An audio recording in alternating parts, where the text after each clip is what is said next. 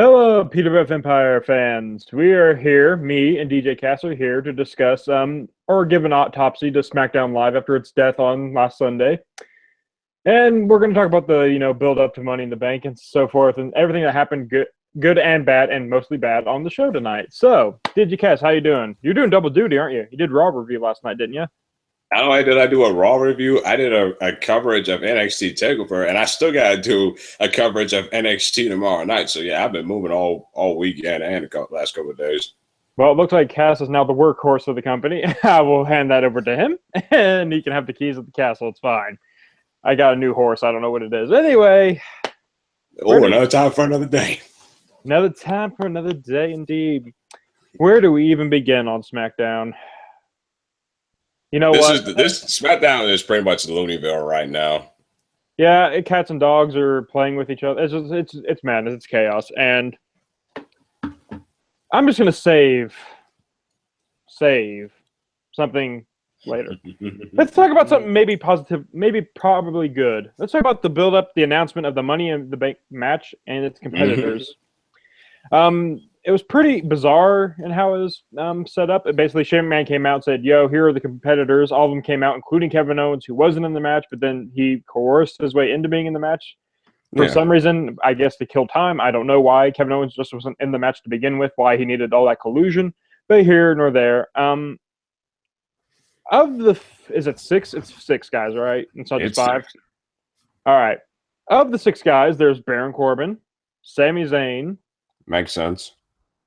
Kevin Owens, AJ Styles, makes sense. Shinsuke Nakamura. Am I missing somebody? Dolph Ziggler. Did I miss him, or did I say him already? Oh no! You said you got it right. All right, I got everybody then.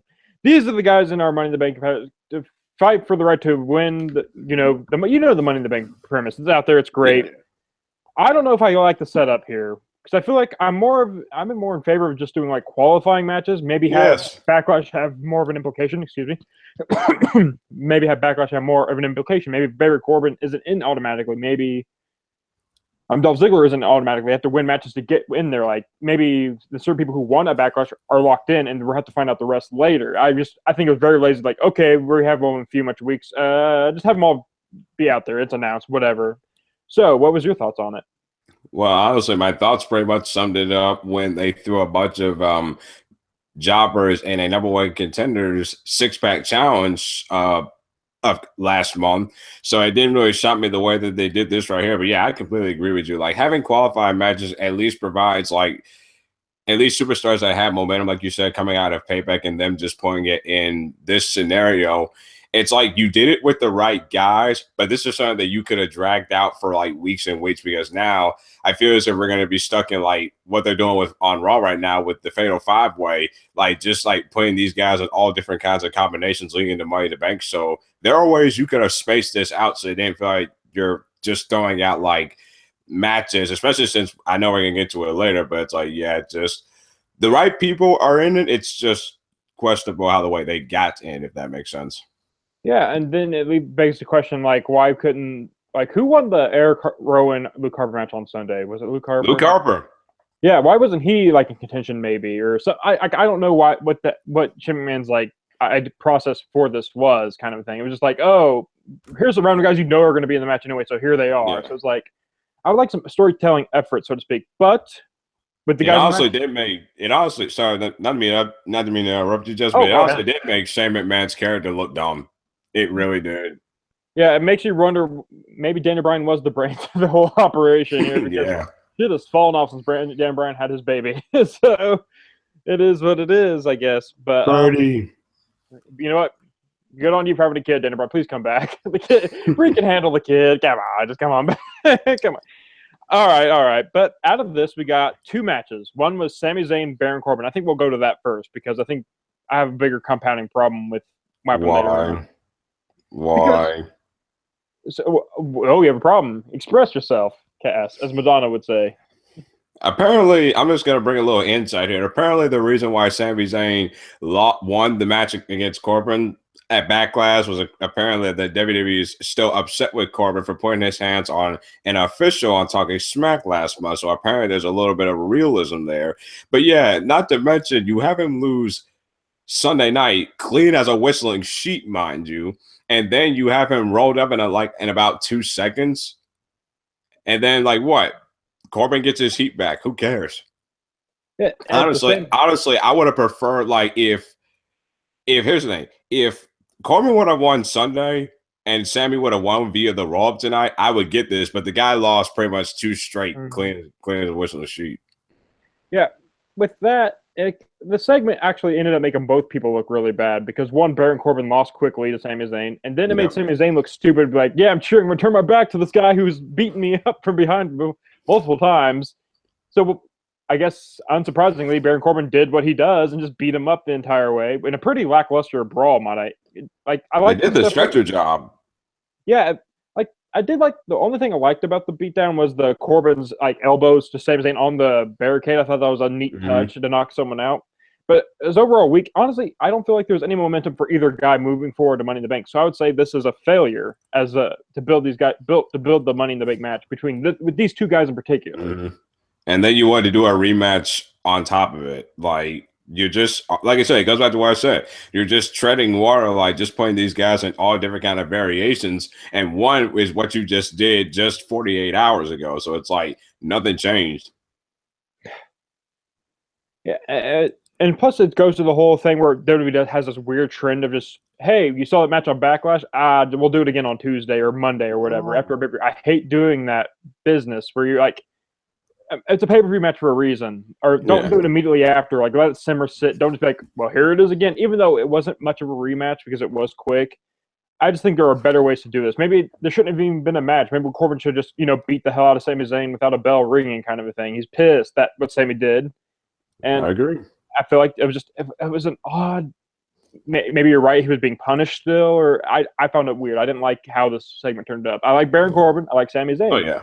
Didn't like how that ended up. But from one half of the Money in the Bank participants to the other half, it was Shinsuke Nakamura's SmackDown Live in-ring debut with teaming up with AJ Styles, the GOAT of SmackDown. Maybe not the greatest. He's pretty good. Then Kevin Owens and Dolph Ziggler. The match was very slow. It was long, wasn't it? Yeah. They got the jobber entrance. You're telling why the world are AJ Styles and Nakamura getting the jobber entrance? I mean, I get why Ziggler did, but Kevin Owens got the full entrance, and they got none though. Yeah, they got no. And the thing is, if you wanted to kill time, Nakamura's entrance takes time. AJ Styles' entrance takes time. Why give this match that doesn't need all that much time to tell the story of it's Nakamura's in-ring debut? Yeah, definitely. And honestly, a thing that I found a little weird was shouldn't Styles be the one in the position taking all the punishment and then Nakamura comes there for the hot tag? Thank you. Because honestly, it was really roles reversed because I honestly do not like the fact that Nakamura was selling already, even though I think they were trying to pull in that this dude really is something special. He was able to withstood all that punishment, but when he made the hot tag to AJ, Nakamura was already out at ringside, standing and just shaking it off. And then now he's back, and then he does the hot tag. I would have put those roles in reverse because it's if you really wanted to, it would have protected Nakamura even more. That way he could be more of a spectacle. If you would have had AJ Styles, because he can take the punishment. And it goes back to what you said about this match being too long. And I honestly think this match being too long, while it was a decent main event, isn't like I said, it went too long, but it's the reason why that match went so long was because they were trying to show that Shinsuke was a superstar by withstanding all the punishment. But yeah, I would have had the roles reversed in that sense. Yeah, because I honestly had the opposite effect of making Nakamura seem like a big spectacle. It made him just feel like another one of the guys at this point. There should have been that big momentum AJ's going to tag Nakamura. What's going to happen when he tags in Nakamura? Because we know AJ Styles great, and we know what we're accustomed to AJ Styles on the main roster. We need that for Nakamura. We need that emphasis, and then just have him be beat up by Dolph Ziggler and Kevin Owens like he's any other tag match we've ever seen in our entire lives. It's you're ruining the luster of what Nakamura could be. And the moment where he gets the tag and he just wrecks shop, that's what that match should have been. Should have been lower time, and because if you're trying to build Nakamura into this next big icon of SmackDown, they're fumbling the ball a little bit. His feud with Ziggler was okay, but it wasn't enough to make it, because the build was fine, but the Backlash match itself, it had also it didn't help Nakamura seem like anything special either. Kind of actually ruined the luster a little bit. And tonight, they keep doing him no favors. I feel like they're dropping the ball on Shinsuke Nakamura, and that is a big missed opportunity here because you have that big void on SmackDown, and Nakamura could fill that void because John Cena's not there and all these other stuff. So why not have Bill Nakamura to be that guy? And I feel like they're fumbling the ball. Like the match, as long as it was, there were some nice things. Ziggler did his thing. They all did their part. It was a fine match. Yeah, they fumbled. They fumbled. It was a little bit fumbled in the main event, like when everybody was like getting their spots in. But people, just to put this in actuality for it, this is the first time that Nakamura and Kevin Owens have been in the same ring since War of the Worlds 2014, which seems so freaking long ago in wrestling terms. Yeah. But actually, the fact that they actually put Nakamura and Styles as a team, I will say, is intriguing. Yeah, the fact that they put them together this early. Yeah, I like the idea of it, and plus, I like as you were talking about Kevin Owens and Nakamura facing off. That was a cool moment. Mm-hmm. Like it was because they just let that sit there, and that's what you're supposed to do in a moment like that. Also, like when the match ended and Nakamura and AJ were doing the things, then at the end they just stared at each other because they realized at Money in the Bank, that's building a match. It's good storytelling, and both guys work off each other really well. That's kind of evident in the stuff we've seen elsewhere, and now the stuff they're starting to plant seeds for here. It's just the match to get to that point wasn't quite worth it, I think. But for God's sake, I hope they do not throw Owens versus Nakamura on a random episode of SmackDown. I so hope they don't do that. You know what my bigger fear is? AJ Styles and Nakamura just randomly thrown on SmackDown. Oh, please don't. Again, like that's what we're gonna do as like the go home show for Money in the Bank will be Nakamura. Please don't do that. That's a paper. That's not even like a B pay-per-view. That's a SummerSlam, WrestleMania, Royal Rumble, Survivor Series. It's a big four paper. And it doesn't fit. It's just throwing it away cheapens that, and that's the big problem with these Money in the Bank and like what's going on Raw with the Fatal 5-Way. Having these multi-man matches where it's like, well, we have to have them mix, and we can't find creative ways of doing it. We can't just have them tag every week. So just throw them in a match together because this is going to get ratings. Because other things are going to be bringing up ratings. They're going to be diminishing them. But speaking of which, we're not going to get to that yet. Let's talk about another positive thing. Let's talk about my big positive tonight. Breezango and the Usos. Their situation tonight. You're the tag team wrestling guy of PWF Empire, self-admittedly. So, how do you feel before we get to the matches, whatever? What do you think about the Fashion Files with Shane McMahon? Do you feel like this is a good step forward for Breezango? I was very surprised because I honestly was scared that they were gonna like throw Breezango right back under the bus. Before they became no one contenders. So I'm very happy that they did not do that because that's a team that could be like your third most important team on SmackDown. Well, who's the second? Well, here's the thing. American Alpha is technically the second, and the No, they're not. No, they're not. They were in a dark match. They were in a 10-man tag with Mojo Rawley and Luke Harper in the dark match before SmackDown started, and I'm just gonna leave it at that. But yeah, like I'm glad they protected Breezango, but I also think the Fashion Files skit, the one we saw tonight, I feel like Daniel Bryan would have made that work. Just seeing Shane in that like scene just kind of felt awkward, like an unnatural environment for him. But yeah, I'm glad they protected Breezango. I like the idea that was Shane because it got the whole commissioner joke, a police commissioner. I thought that, and honestly, Fandango was making me laugh with all this things. Like, we just have the uniform. I mean, like with the squirty gun. Yeah. Oh my gosh, they were hilarious as per usual. They're capitalizing, and WWE's actually letting them do things. And it's like, yay, character development. You're in the tag team breathes in new creative ways. Then we had singles matches, which were quick throwaway matches, which could have had more time and take away some of the time that was the main event, but hey, whatever. Then we got a tag team title match randomly, and I was like, oh, this is interesting. I mean, it kind of goes against what I was saying earlier about Backlash rematches or whatever, but I'm like, this could be interesting in how they executed it. And the match was fine. I think it was a little too short, though. It was too short. It really was too short. And here's the thing. Normally, I would be mad in this sense about the way the Usos lost, but here's the thing. Tag teams can lose in singles competition because Breezango, while they're a good team, they're more known for their single aspiration success, not their tag team. And when we got to the tag team title match, that match could have went much longer. It really could have. That match would have went much longer, and you kind of do like a quadruple of 50-50 booking in this sense because Breezango pinned the Usos in singles competition, but yet they win the match. I'd honestly felt like tonight, like they didn't really want to do anything with Breezango, and they wanted to like wrap all this stuff up in 1 week. That's what and I hope that's not the case. I'm just hoping this was a speed bump to add more character for next week because I think this feud has legs and they should just see it through and have maybe Breezango. I don't think it does anymore. You don't? You think that Usos beating them ends it? Yeah. This ends it. Like honestly, this ends it because honestly, if you really wanted to do a rematch, you could have saved this on SmackDown for next week.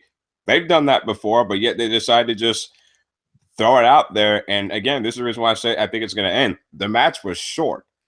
But I will say though, that near fall, that one near fall when Jimmy came off the top turnbuckle and the roll up, and that roll up, I think they kind of messed up on that one because that was super close. Yeah, I'm actually cool with that. And the way that this is getting over is the crowd was so into it. They wanted Breezango to win this, and it's not because we hate the Usos because the Usos are really good too. At the moment, they're firing on all cylinders too. So it's like it's how you should book a feud and between two teams. And I feel like WWE is doing it right. And I feel like just ending it here would be just a waste opportunity. At least do one Money in the Bank match, even if Breezango loses. See through it. Don't let it end right here. Or if the New Day come back, you could do a triple threat. Like save these teams. Yeah, you do because you're doing a good job. Don't just cut it out now and just say. Like you do with American Alpha, where American Alpha lost, and now they're not even on TV anymore. So it's like, don't do that anymore. So that's my big thing. I'm going to give them a thumbs up this week. I thought the match was good. The near falls, I was like so into it. Like 4 weeks ago, before they even won, like I never would have thought I'd been this into a Breezango push. But here I am. Anything's possible. You can say that again. Okay. Nope. We're going to the women first. Let's talk about the women's build up, shall we? Oh, boy. Oh. You're not a fan of this either, huh? I haven't been a fan of what they've been doing with the women on SmackDown for the last month. And honestly, this was pretty much the theme tonight. Rematches, just in different variations. I mean, we got a tag team match. And can we talk about the backstage segment? Oh, go ahead. Right now? Let me say this real quick. There's nothing to say about the match. Becky got her win back. Nobody gets over. Moving on. That's it. Backstage segment. Shane's like, next week, everyone's like pleaded their own cases. James Ellsworth was there doing his comedy thing. And Shane's like, next week, fatal 5-way elimination match. Ironically. But to crown the number one contender for the women's title, it's Becky Lynch, Tamina, Natalya, Charlotte, Carmella. Those are your people. To anyone out there that was actually enjoying what they've been doing with the women on SmackDown, are you happy with yourselves now? Because nobody gets over in that sense. That Backlash match, that 6-woman match at Backlash didn't make any sense. It was a waste of time. Nobody got over. Tonight, I'm sorry, nobody got over because it was just back-to-back rematches. And you have Natalya coming there and making a case like she was making a case for herself and not the entire unit. So that also proves that the whole Welcome Committee group didn't make no sense either.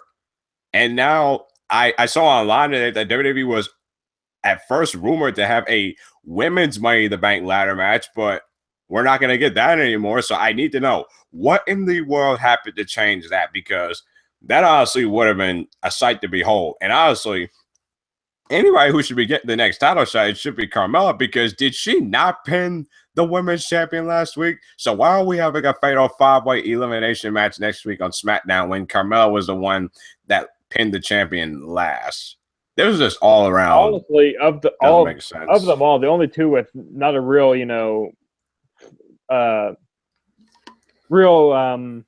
gravitas to the throne was Becky Lynch and Tamina. Like, Tamina's never had a one-on-one match, so why the hell is she even in this? And Becky Lynch, her case was, I was the first women's champion. So, so what have you done for me recently, kind of a thing. But it should be a fine match, and I'm interested to see where it goes, because I don't think those are just rumors. I think there might be a schmoz or something happening to make the Money in the Bank women's match happen still. I think there's more to this going on. I think because I think this is just a bait and switch instead of just being so obvious as they were with the male Money in the Bank matches, where it's like, oh, here are all the guys, and they weren't just going to like, okay, let's do a little story before we get to that point, kind of a thing. I'm giving them the benefit of the doubt. I don't know why I am, considering. I don't know, but I hope for the best. I've honestly enjoyed the women as the past month. I'm opposite the cast. I think I like the welcome committee. I like that how they made the Charlotte coming to SmackDown feel impactful in some way. Like it shook things up, and I like how as writing goes, it's pretty well written until the 50-50 booking, which kind of puts a demerit under it. Everything to me just they didn't talk about the championship until tonight. That's my only issue with the whole like team versus team thing. And maybe it's because I'm just tired of these multi tag team matches, and I just want. But like, you love tag team wrestling. But you love but not when you like do it over and over and over again with one division. Tag team division is a different show because it's supposed to be that way. But with the women, you actually have the opportunity to actually like create like stories with the amount of when you have the roster.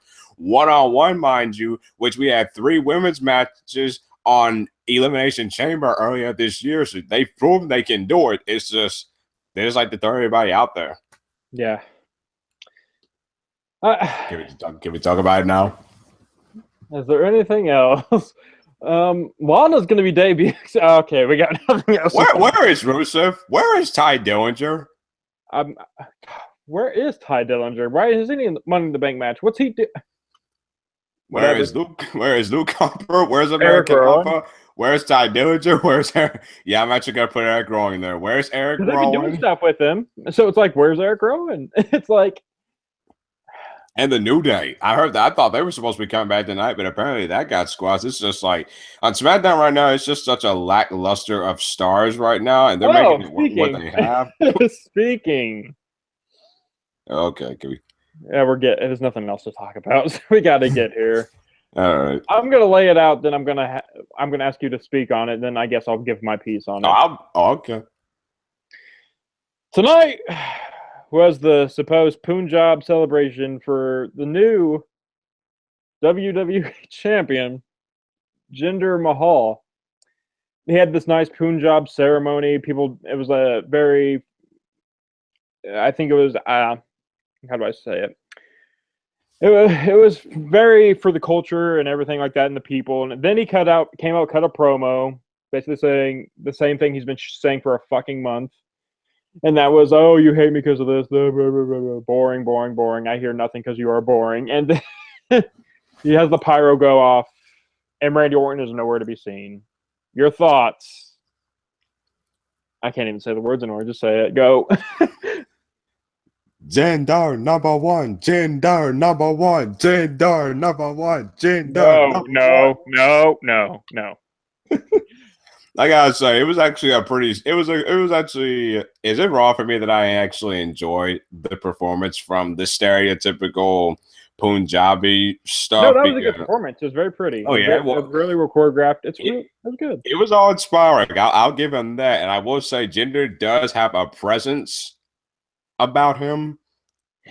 He does look like a star, though, but it's just like, again, I don't even know why I'm even like, I really don't want to be a dead horse here, but it's honestly like we have the trolls out there that are liking this. We have the people that think they know wrestling more than we do that are liking this. So it's like it's better than Randy Orton. But as far as the segment itself, I hate it when they cut the "you people" promo. It's so over and done. Like I said, I mean, it was pretty much just all inspired. Here's the thing. You said, like, Randy Orton was already to be found. I actually like the fact that Randy Orton wasn't there because here's the thing. You gave Jinder Mahal the WWE Championship. There's no going back from this. And I actually put in... go into hiding. Go into hiding. I put in the Twitter DM in our group chat earlier that I thought they were going to strip the championship from Jinder, which would have been a complete cop-out, but still. And yeah, we know. But since they didn't go along with that, I think Jinder did need, like, here's the thing. He needed this. He did need this if you're going to go full in on Jinder Mahal being the WWE champion because, and also, it kind of like gives Randy Orton a bit of an edge to fight back because he's like, I lost to a motherfucking Punjab jobber who was doing this for like his entire WWE career. He beats me. I'm a 12-time world champion, 12-time world champion, and I lost on pay-per-view and my shoulder was up. I'm embarrassed. So I guess it gives Randy Orton a little bit of incentive, but yeah, he needs to show up next week and when he shows up next week, I need to see him beat the ever-living mother freaking crap out of Jinder Mahal to actually show a little bit of fire, because this honestly may be the one thing that sparks something out of art. Because think about Randy, you lost to a Punjab jobber. He did. Okay. This is so hard for me to talk about because I've been watching wrestling all my life. I've loved that title so much. I thought when in doubt that title was always prestigious. I can't say the same anymore. I can't look at it the same anymore. And when I was listening to the promo, and then I saw Kevin Owens' entrance later, it's going to connect, trust me here. I was thinking about it. He's like, oh, you people don't like me, typical America. I'm like, why isn't this for the United States title then, if anything else? Why? Yeah. I mean, Kevin Owens, there's two Americana storylines on SmackDown with Kevin Owens being the face of America and Jinder Mahal doing this. So it makes no sense for the WWE title to have to be the prop for America jingoistic bullshit with Jinder Mahal. Why can't it be there was a time, and I miss this time a lot because they haven't done it in years, and they should be, where the Intercontinental title and the United States title were the proving ground to see if this guy had seen. You didn't just jump in and give the guy the damn world title and say, let's see if this works.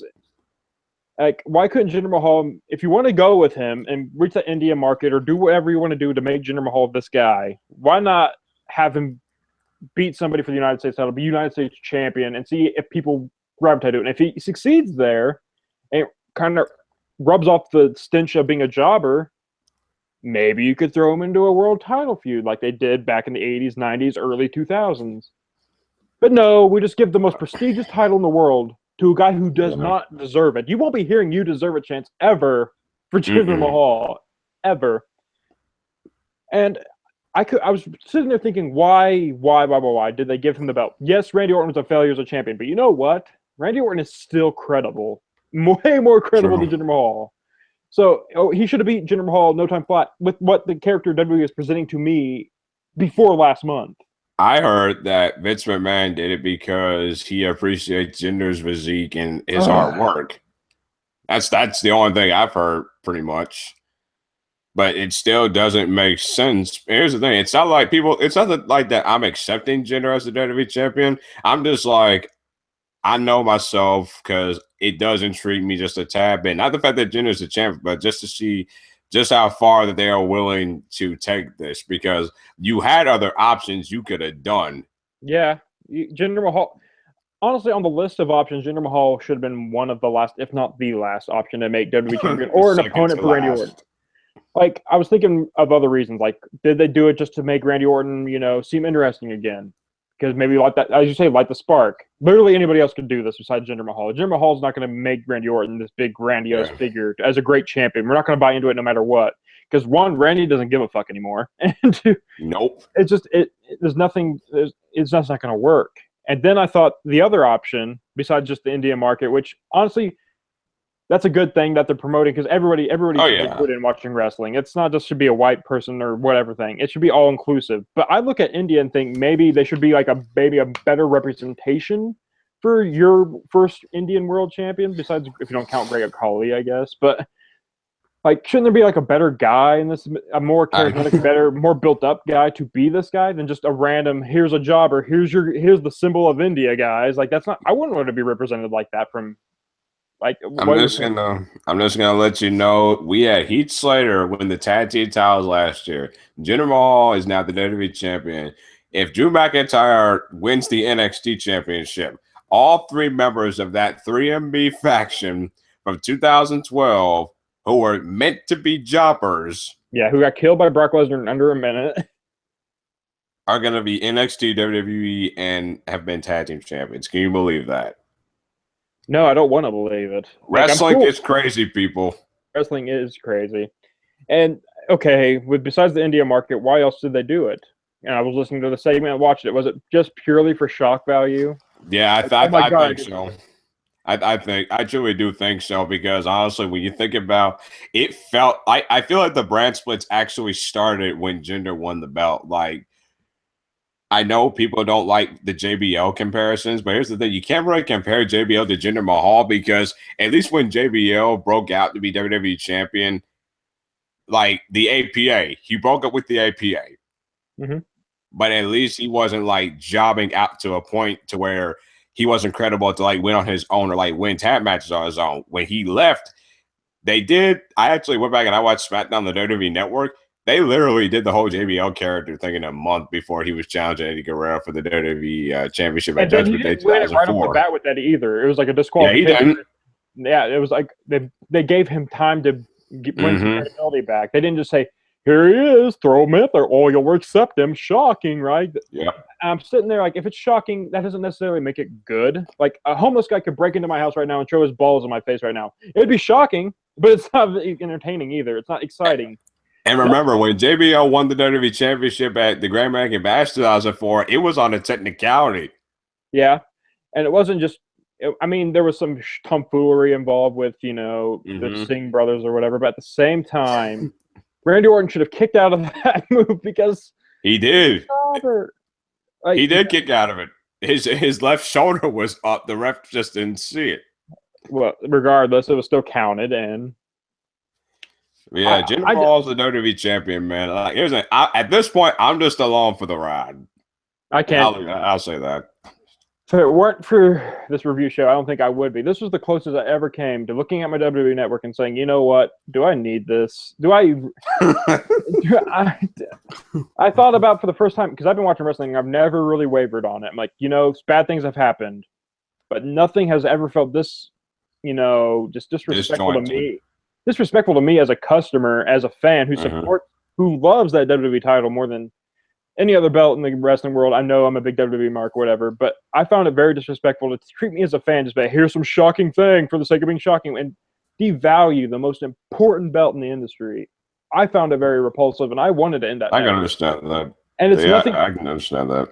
And I want to make this clear. This is not to Jinder Mahal, the person. He did what he had to do, whatever. Yeah. It's not his fault he was booked the way he was, and now he is in this position. Hell, it'd be great to be WWE champion after being a jobber, be living the dream. Yeah, exactly. My problem is Vince McMahon and whoever booked this, because this is not acceptable. I'm sorry. And if you haven't seen it yet, check out Jay's little rant on Jinder Mahal that was posted on YouTube. Rant. 12-minute rant. Like seriously, I guarantee you, he's still battling an arm, and like I've never seen that many views on a rant from Jay in a matter of 24 hours. So shout out to you, my man, for speaking your mind, no matter how many people dislike it, and there's a lot of them, but still. Yeah, and to that point, I think every point he made in that video is solid, and it's probably more eloquent than I'm ever going to be able to put it with Jinder Mahal. I just sat there and I'm like, I wasn't even angry when I saw it because I didn't watch Backlash. I decided not to protest for Jinder Mahal being number one contender. I saw the Twitter update, and my girlfriend looked at me and she's like, "What's wrong? Like, did someone die?" I'm like, "No, my childhood did a little bit, but besides that," and it's just. It's more eloquent than I'll ever think it is. And to the people who think don't hinder Jinder and all this stuff, I'm glad you can find some enjoyment in it. But can you please look at it as a wrestling fan and see how this is not how this should be, and not how booking. And this is not the right option. It's never been the right option. And honestly, WWE should be ashamed for this. And I hope that this title reign is short-lived. It's not short enough because it never should have happened. And you could tell it was last minute, too, because there was a story built in with Rusev coming in saying, I want my title match at Money in the Bank. Rusev's now suddenly gone. Because now it's like, oh, well, I guess Jinder beat him, so we can't have Rusev versus Jinder, even though that story would make sense in the context of the beginning of the year. Whatever. So, as a segment, I'd like the celebration of the people doing the dancing and the pogo stick thing. I don't know if I don't want to be insensitive. I don't know what they say, but I like the celebration. I didn't like the promo. I thought it was very stock and everything we've heard a million times. Standard. And his presence lost a little luster with it, too, because he seemed just kind of boring to me, too. He didn't have, the look of, I don't know. Well, he needed a cough drop, too. Yeah. He's Mr. John Laurinaitis tonight. But I didn't enjoy this segment. But that brings us to the conclusion of this edition of SmackDown. So, What would you give a grade-wise for this episode? Because if you look down the card, I give it a B. I give it a B minus because not to be a good job man, but it's just I give it a B minus because I expect more coming off of a pay-per-view. And while you did build towards another one, you did a bunch of rematches and a lot of 50-50 booking, which is I'm not a big fan of. So I'll give, but because of the main event, I'll give it a B minus. Is it wrong of me to give it an F just for Jinder Mahal? Technically, yes, because we are analysts, and believe me, coming from experience, we got to put our personal feelings aside. I know. But even though the thing with Jinder Mahal, but one last point before I get to the grade, is just like, before he was a jobber, I never paid him too much mind because, and then once you're a number one contender, the magnifying glasses on you entirely. And I haven't been impressed with his in-ring work, his promo work, or his presence since that moment. So it compounds the fact that he's just not the guy. And looking at the entire show, you're right, 50-50 booking, getting matches up lazily even. This show was, besides the tag team division thing, I feel like this show was a flop. But I'm going to give it a D. I'm going to give it a D. I'm not going to give it a failing grade, even though that's where my heart is. My brain says D. Yep. And that's going to do it for us. I'm sorry it wasn't more fun, but maybe next week it will be. But it's been one hell of a week in the land of SmackDown, the land of opportunity, as they would call it. I'm Justin. This is Cass. We're out. Later.